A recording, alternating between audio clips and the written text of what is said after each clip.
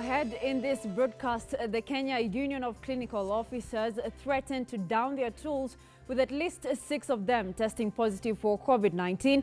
Also, tonight we have a special feature on the care of the elderly who are at a higher risk of contracting the coronavirus during this pandemic. The global tally of confirmed cases now standing at 1,659,210, with a total deaths at 100,376 and total recoveries globally at 365,722. We have details of this and much more. We'll be bringing you all the news across the world and here in the country. But first, the headlines. A very good evening to you. Thank you so much for joining us here at Ebru Primetime News as we inform you from the comfort of your homes. My name is Diana Rachel Mbugua. Our sign language interpreter for tonight is Joyce Wairimo. Now, Kenya will from next week begin automatic testing for COVID-19. Health CS Mutahi Kagwe has said this is among the raft of measures that the government has announced in its new approach to fight the COVID-19 disease, even as the number of confirmed cases now rise to 189. Eric Munene begins our coverage tonight. The government will now try a new approach in the fight against coronavirus, as it now has at its disposal test kits that enable automatic testing. We are enhancing testing and other capabilities. We are now able to undertake an average of 600 tests a day.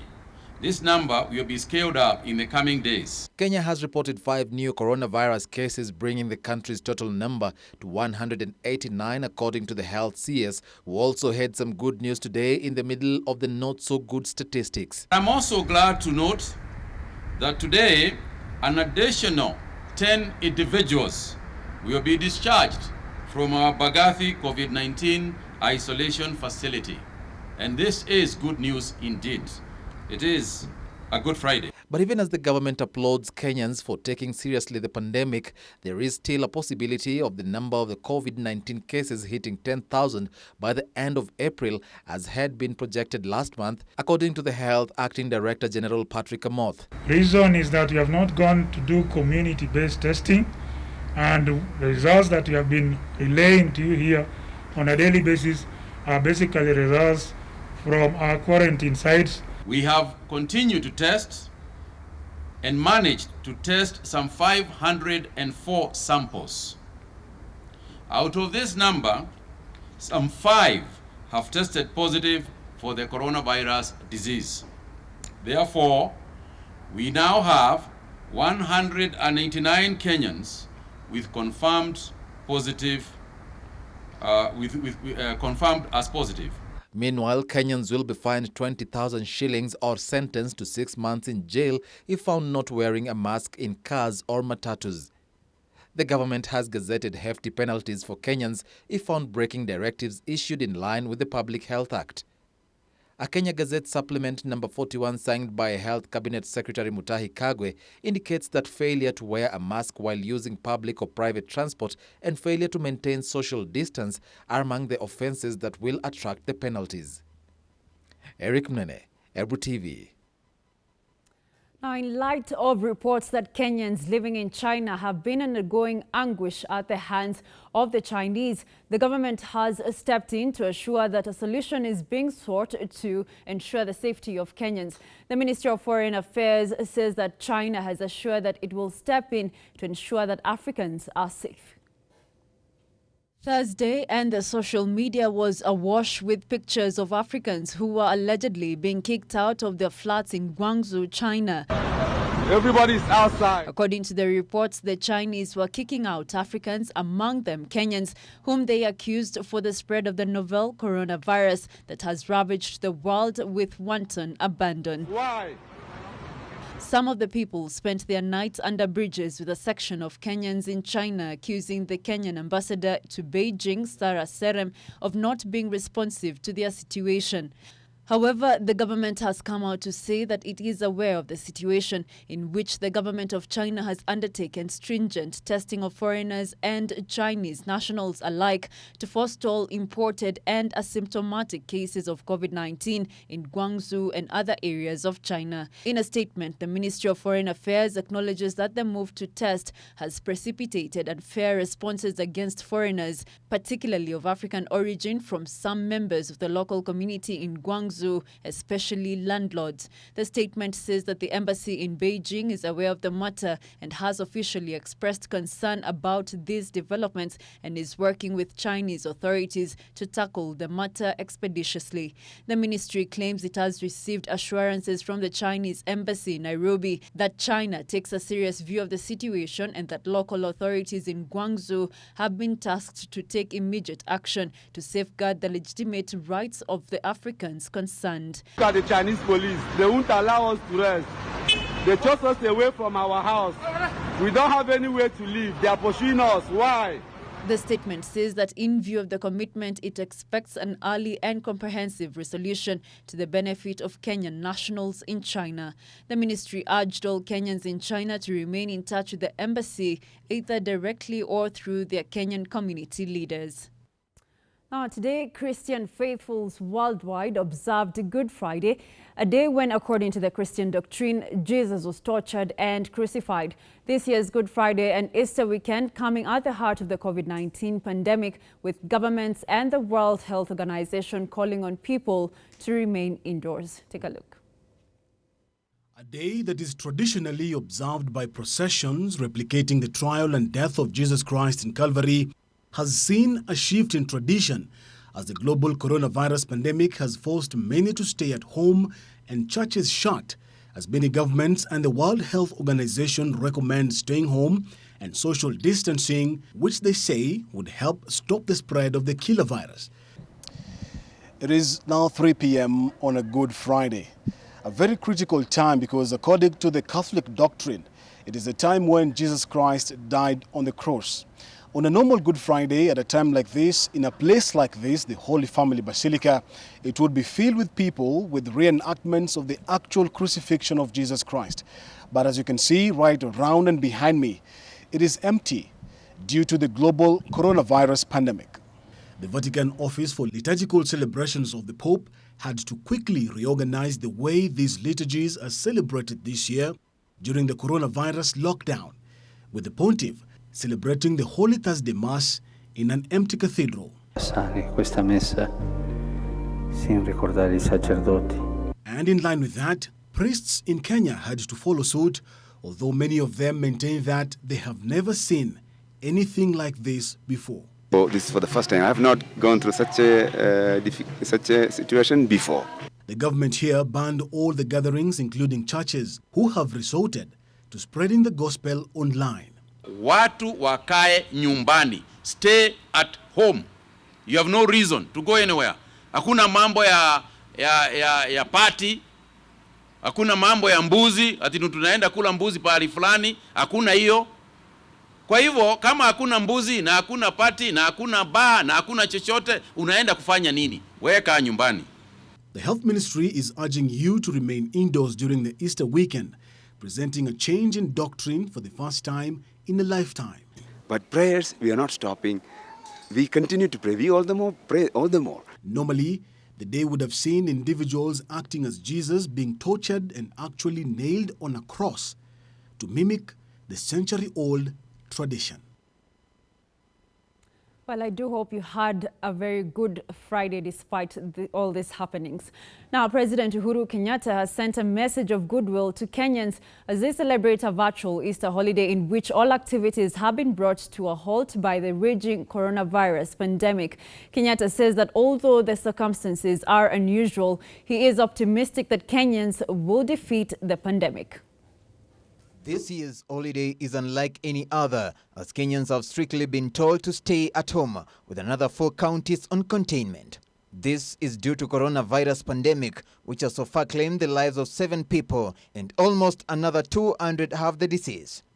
And President Uhuru Kenyatta has acknowledged the challenge posed by the disease, which he says has taken through a period of intense trial, forcing countries and governments to adopt unique measures, which we hope will bring an end to the suffering caused by this global pandemic. President Uhuru Kenyatta has commended those who have given tirelessly their resources, skills, and expertise to help the country get through this difficult period. The president particularly thanked the researchers, doctors, nurses, clinical officers, emergency personnel, and security team who have been on the front lines of this fight. He regretted that while the Easter period is often celebrated with close friends and family, this year's is different due to the preventive measures put in place for the safety of Kenyans. The president urged all Kenyans, both at home and abroad, to reflect on their resurrection story and remember that all things, even suffering, come to an end through unity and faith. Uhuru called upon Kenyans to come together by staying apart and breaking the chain of infection by observing good personal hygiene, by washing hands and observing social distancing. The Kenya National Union of Clinical Officers has threatened to down their tools in counties that do not have conducive working environment during this period when the country is dealing with increasing cases of COVID-19. The clinical officers have also expressed fears in the quality of masks being sold in the streets. During a press conference, the clinical officers have cited that the government has neglected the health workers who are frontline in the fight against COVID-19. Led by their Secretary General, George Gibore, the union said so far 6 clinical officers have been infected with a highly contagious virus. Gibore said in a survey conducted in 46 counties in the country, 68.1% of health workers have not received training, while 68.4% do not know how to correctly use PPEs. This is actually a wakening up call to the government and all the employer, because the respondent were not only limited to the public facilities. There was also respondent from the private, which have indicated that they have not trained their members. The officers must be well trained. So let the government prioritize this issue. They have also lamented lack of designated rooms for seeing patients, more so by those suspected to have COVID-19. We are exposing many of our people, because if you go to our respective health facilities, people are visiting those facilities in thousands. What if our healthcare workers are infected with this disease? That's why we applaud the government when it said that they will start by testing healthcare workers. But unfortunately, we have not seen this being effected to date. An aspect of risk allowance being factored in by the government has been highlighted, saying the current allowance does not commensurate with the risk they are exposed to. They are now demanding, among other things, provision of PPEs to all employees working in all medical facilities, as well as have the government cater for medical bills for the affected health workers. The patients who are coming to a facility must be provided by the government. They must be provided by mask when they enter. At the entry point, they must be provided by the face mask. This is to avoid cross-infection, because our patients take a lot of time in the waiting bay, and actually when they are mingling there, and some of them are quite asymptomatic. The survey included all cadres in the health workers, including clinical officers, medical officers, nurses, laboratory technologists, pharmaceutical technologists, among others. We want harmony in the health sector, including from the pay that they are giving health workers. If this one is not happening, I think you are pushing the health workers so far. If it comes to the time that we can down, yet we do not want this, we will down our tool in those counties that actually are not acknowledging or rather supporting the health workers as we require. Winnie Lubembe for Ebru TV. Now moving on, magistrates and judges have hit out at the Law Society of Kenya for the way it has conducted itself in a case demanding that justice system and legal representation be included in the list of essential services. The judges say that the demand by the lawyers stop organ being prosecuted at the social media, while at the same time purporting to give directions as to the cause of the case.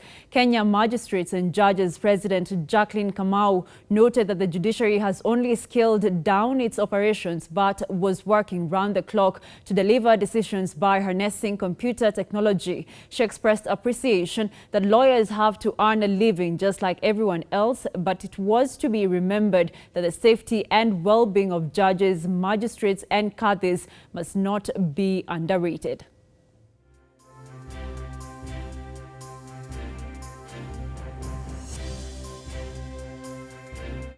Now, as Kenyans battle with the increasing cases of COVID-19, Kenyans of goodwill continue to show support for the less fortunate. Tabarak Children's Home in Mombasa has received sanitizers, masks, among other necessities from Bora Members Association. Elsewhere, Sheikh Ahmed Taib of Busia Sugar Company has donated 2,000 litres of hand sanitizers to be distributed to local communities in Kitui County.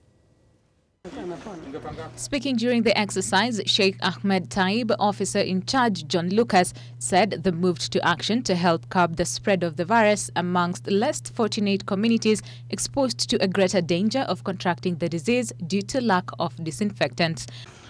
We are here basically to donate these sanitizers for the community because, as you are aware, the epidemic that we have on Corona-19 is a threat to our life.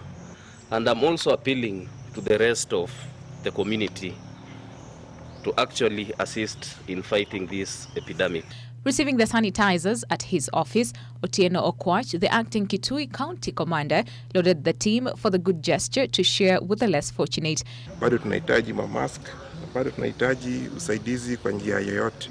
So yangu ni kuomba wakazi wote wa Kitui ambao wanajiweza, ambao hawajaweza kujitokeza, wafuate vile Bwana Taib amefanya kusaidia wananchi wa Kitui.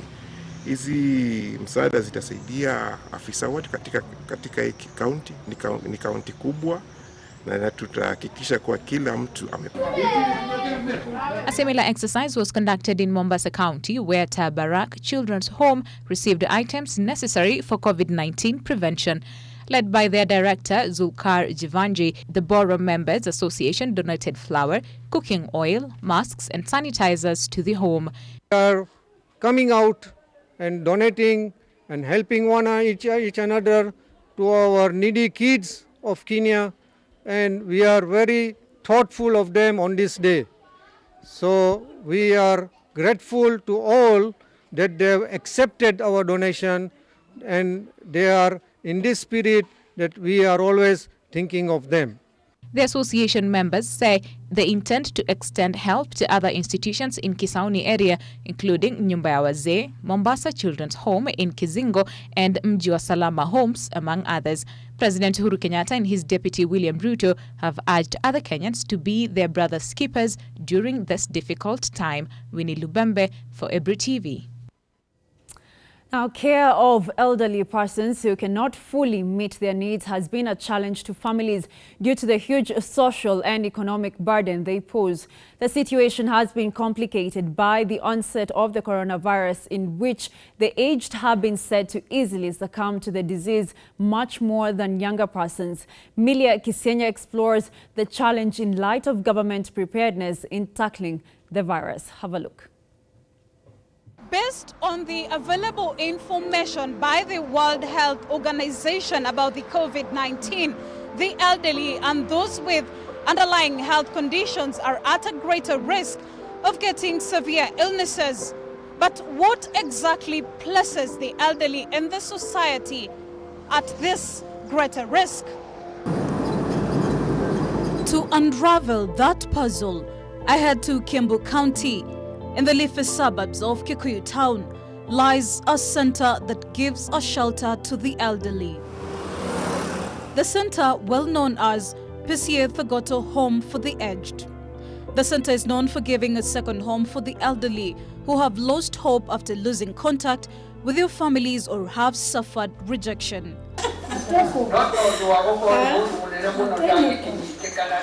Upon our arrival, we find them already in their day-to-day activity. Here, they are already having their midday meal. PCA Thogoto for the Aged is a religious organization started by a women's guild that houses at least 50 elderly persons from different backgrounds. We meet Joram Maingi, the eldest person at the center. He is 100 years of age. Maingi, who lost his wife years back, can barely communicate, but he still struggles to utter a few Kikuyu words.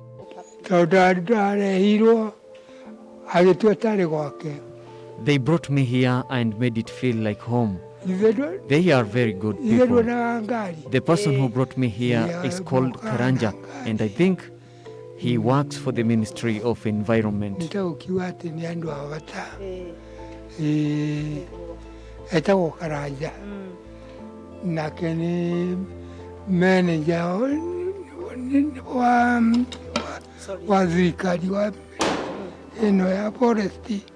According to Jen Gaturu, a social worker at the center for close to 5 years, notes that the place has been home for at least 50 elderly persons.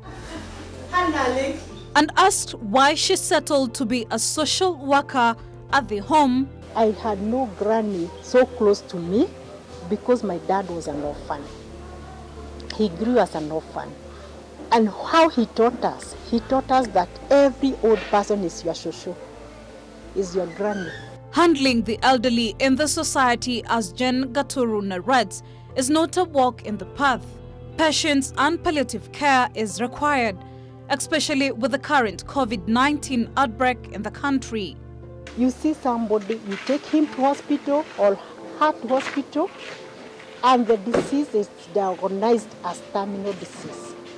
So you'll be expecting, he'll not be told, but you'll be expecting him to die anytime. Although that's not your wish. They get heart attack while you are still with them. Before you call a vehicle to come for you, the person is dead. What you do? Now you start asking, what could I have done? I didn't do.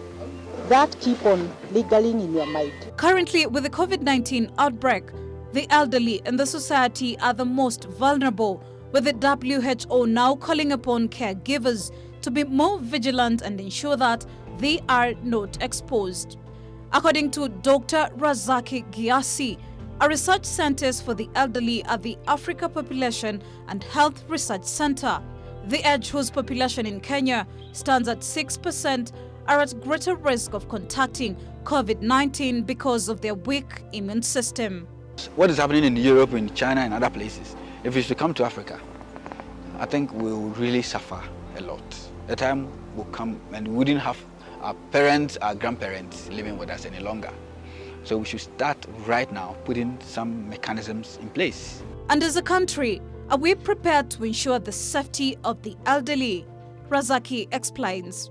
From where I sit, I think it's about time that government did something all across Africa, not only in terms of Kenya, because it appears to be a general problem everywhere in Africa, that government should come on board to think very deeply about what to do to seek welfare, well-being, and quality of life of these older persons.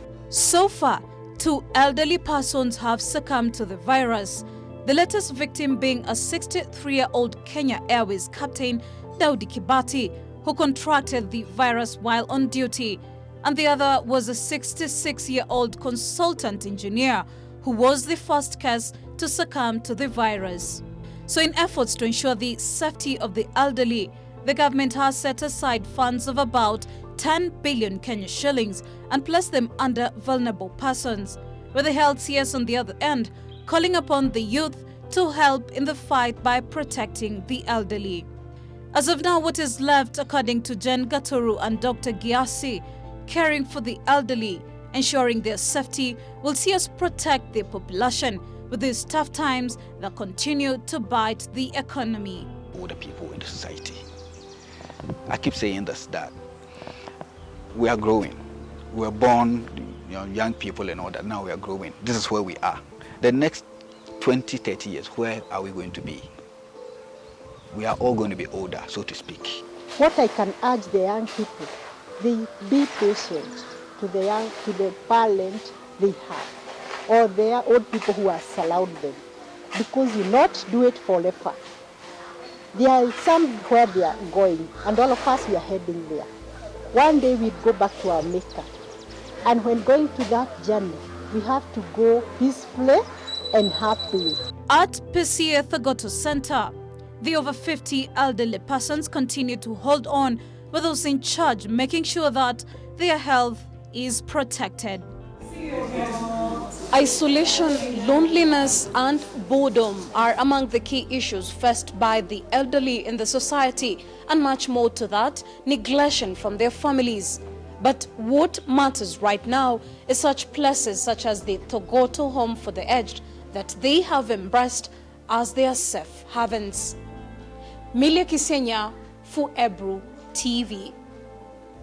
Thank you, Milia Kisenya, for that story. Of course, we continue to take caution not to visit our grandparents at home or even our elderly, anyone who is elderly around you. Let's take a very short break, but we'll be right back with more news. Stay with us. Well, welcome back to the broadcast. The Ministry of Health has moved in to train members of the pastoralist community in ways to curb the spread of COVID-19. With the cases of those testing positive on the rise, the ministry noted that some communities had been forgotten in the war against the pandemic that has killed thousands globally. Marginalized communities who include the pastoralists were identified among those that were vulnerable to the disease, and hence the need to train and offer them more information. According to Naivasha Sub-County Medical Officer of Health George Ndishu, concerted efforts from all stakeholders were needed to combat the pandemic. Training them on the best mask, the one that qualify, how many layers are supposed to be there, and why wear a mask. Is it for how does it prevent the droplets coming to them when they are in a multitude? Ndishu says the sub-county was targeting people from marginalized communities where hygienic measures outlined by the national government were still a challenge. They spot somebody with symptoms or signs of COVID-19. They are able to call us through our office, and we are able to respond. We go to the community. We assess the person, check the issue of the temperature. Ndishu pointed out that improving the community's preparedness and awareness to combat the pandemic was not only a precursor for a healthy population, but would go a long way to ensure a productive community. A community health volunteer, Monica Sakayan, termed the training as an eye-opener, admitting that ignorance was still a challenge among members of the marginalized community. Tumekuja hapa tuelezewe how to handle that ignorance, to tell these people this thing is real and lazima tuchukue measures. Kwa sababu ukienda kwa jamii, watu wengi wanasema coronavirus lazima kama hujaingia atake huwezi pata. So tunataka kutoa that thing kwa community, tuambie coronavirus inashika kila mtu. She acknowledged the need to have trained personnel from communities who will also ensure locals adhered to the set out guidelines. Now, a family in Kinangop, Nyandarua County, is crying foul after armed police descended on their son, leaving him nursing 3 broken ribs and serious head injuries. Take a look. The family from Tonyora village has pointed an accusing finger at a group of 4 police officers for causing the injuries on the 40-year-old trader. This came as the officers from Magumu police station refused to give the victim a P3 form after locking him in their cells for 2 days over what they referred to as domestic violence. According to the victim, Peter Nderitu, his estranged wife, in support of the police officers, was behind the beatings that had adversely affected his movements and speech. He, however, admits they had a marital difference with the wife, who sought the support of the officers. Mambo yangu ama maisha yangu haiko mahali mzuri. Naomba serikali sasa inisaidie. Juu huyo bibi yangu amekuwa mtu mbaya, anashirikiana na watu wabaya. The businessman says he had sought the help of IPOA, adding that a doctor in Nyeri PGH, where he sought treatment, had recommended a 6-month bed rest after the beastly attack. His elder brother George Ndumia says they had already sought the support of IPOA, who directed them to record a statement at the police station. Kwa ubi alikuwa amebukiwa na domestic violence, lakini tungetaka kujua ni kwa nini alivunjwa bafu na askari. Ile kitendo ilifanyika ndio apigwe kama jabazi ni nini? He, however, says the action of 4 police officers continued to taint the image of the police force, further calling on the Inspector General of Police to intervene. A senior police officer who declined to be named confirmed the issue had been raised with them and investigation had started. Now let's take a look at the international front. U.S. President Donald Trump lashed out at the head of the World Health Organization, who called for unity and global solidarity after Trump accused the UN agency of being China-centric and threatened to suspend funding. White House correspondent Patsy Widakuswara has the story. At a time when the World Health Organization should be focused on dealing with the coronavirus pandemic, it's facing criticism from its biggest donor. U.S. President Donald Trump accused the WHO of not being aggressive enough in confronting the virus and threatened to suspend funding. In response, WHO Director General Tedros Adhanom Ghebreyesus called for unity and warned against politicizing the crisis. No need to use COVID to score political punches.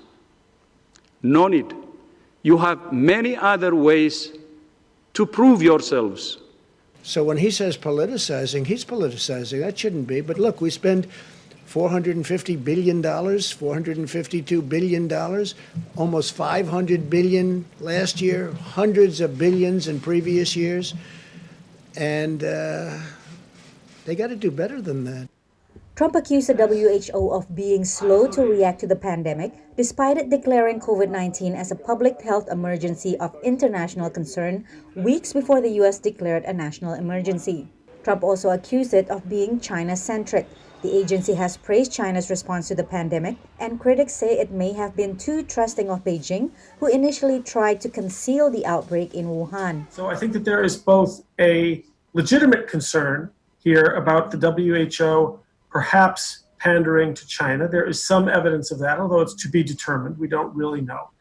And then there's also a concern that perhaps the Trump administration is using this as a scapegoat to distract from its own rather late and ineffectual response.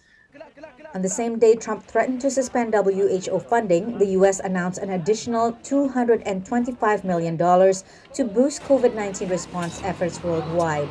Secretary of State Mike Pompeo.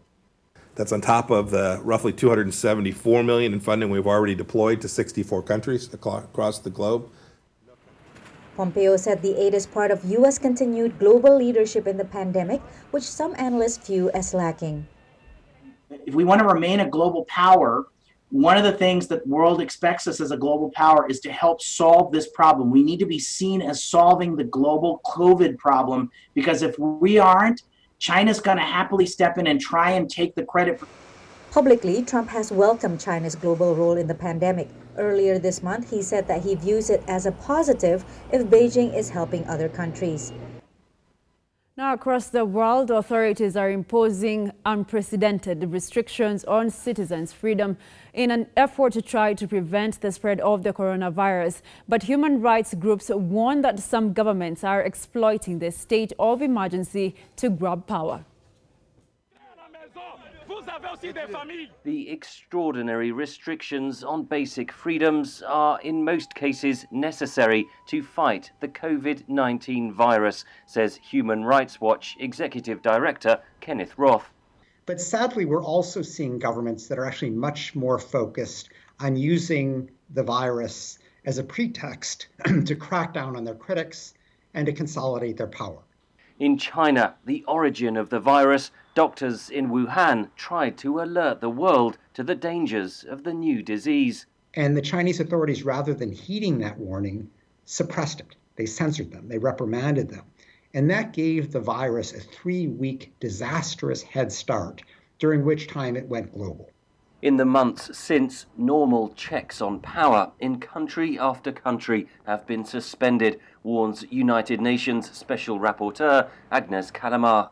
The court have far less power than they used to. Parliaments as well are far weaker under the state of emergency. In Hungary, Prime Minister Viktor Orban pushed through emergency legislation in March with no time limit. That basically allows him to rule by decree without any parliamentary oversight. It abandons elections. Many countries have banned street protests. If you think about the Algerian military-led government or President Putin in Russia, the Lebanese, the Iraqi governments, Prime Minister Modi in India, these are all governments that were facing big pro-democracy challenges in the streets. For the time being, those protests have to stop. Everybody understands that. But how long will the government maintain rules prohibiting that kind of free assembly just because it's convenient? Police have been given extra powers to enforce a lockdown. In Kenya, a 13-year-old boy was accidentally shot dead. In Cape Town, police evicted dozens of migrants from a church. Footage emerged of police in India spraying migrant workers with disinfectant. In the name of saving as many lives as possible, we are going to put the life of the most vulnerable groups at greater risk. History tells us that those moments are situations, moments where police powers is likely to be abused. The September 11th, 2001 terror attacks on the United States are a case in point, says Roth. That too was a moment in which people were fearful. They asked governments to protect them, and many governments, rather than doing what was really necessary to protect them, seized all kinds of extraordinary powers that it took a long, long time to relinquish. For now, restrictions on our freedom are accepted as necessary weapons in fighting COVID-19. The fear is those restrictions could far outlive the disease itself. Henry Ridgewell for VOA News, London. All right, time for us to take a look at the world of sports.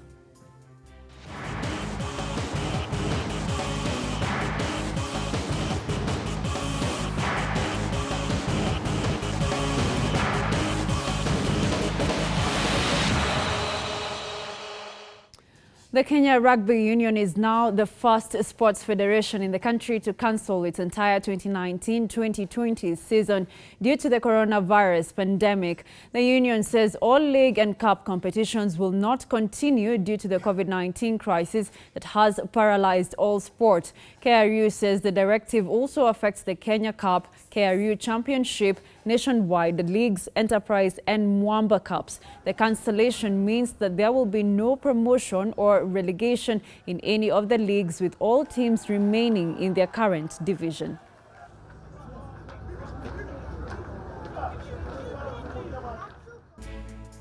And this is where we wrap up Ebru Primetime News. Thank you so much for choosing Ebru to keep you informed. Thank you so much. Have yourselves a lovely night and a fantastic weekend. Happy Easter, and make sure you stay home and stay safe. My name is Diana Rachel Mbugua. Our sign language interpreter has been Joyce Warimo. Good night and God bless you.